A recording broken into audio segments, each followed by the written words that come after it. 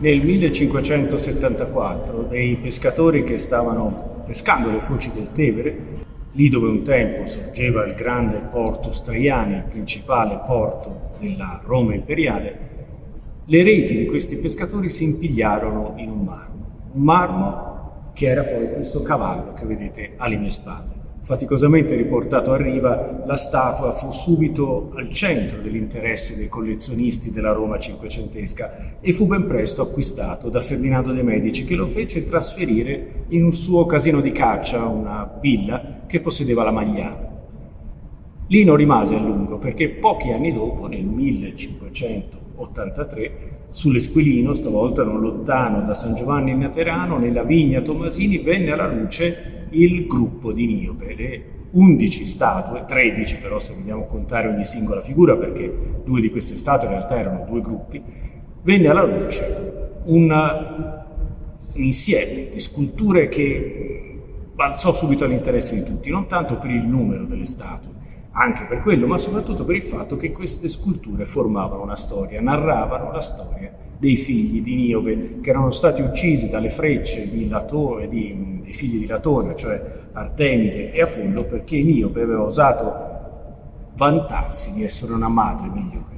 Il cavallo quindi fu ritenuto perfetto per completare il gruppo di Niobe, anch'esso ben presto acquistato da Ferdinando de' Medici e trasferito nei giardini della sua villa sul Pincio.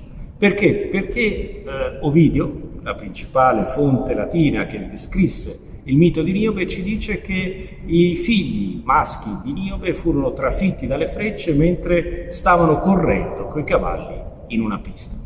Dunque il cavallo sembrava completare in modo perfetto il mito, la narrazione del mito, e dunque Ferdinando lo fece trasferire dalla Magliana fino alla sua villa sul Pincio, dove andò a comporre un vero e proprio quadro vivente, tra virgolette, un vero e proprio teatro di statue che costituiva uno dei luoghi da visitare nella Roma cinquecentesca e seicentesca.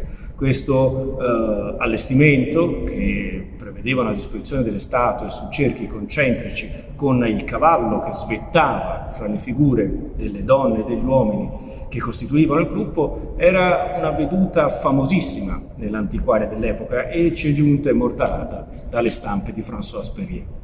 Il cavallo, in realtà, come lo vediamo oggi, è notevolmente diverso da come appariva in antico.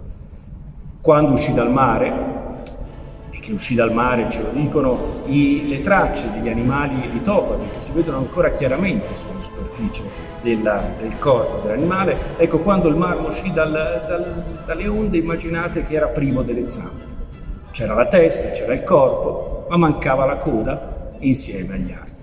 Fu integrato sin dal Cinquecento, ma il restauratore cinquecentesco reinterpretò in modo del tutto originale l'iconografia antica. Infatti immaginò il cavallo rampante, ritto sulle zampe posteriori nell'atto di imbizzarrirsi.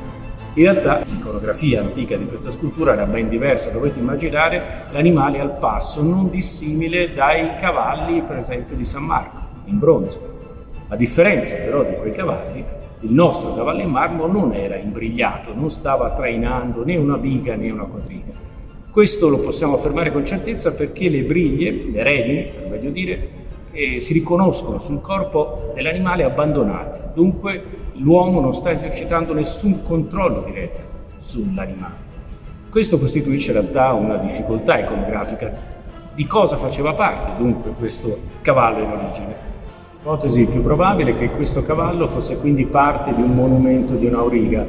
L'auriga vincitore, dobbiamo immaginarlo, era a fianco del cavallo grazie al quale aveva vinto la gara con le quadrighe. Conosciamo questo schema iconografico da mosaici, da affreschi, da vetri a fondi oro, ed è probabile che questo potesse essere il monumento originario a cui è appartenuto questo cavallo, forse caduto in acqua durante un trasbordo da una nave all'altra nel porto Strega.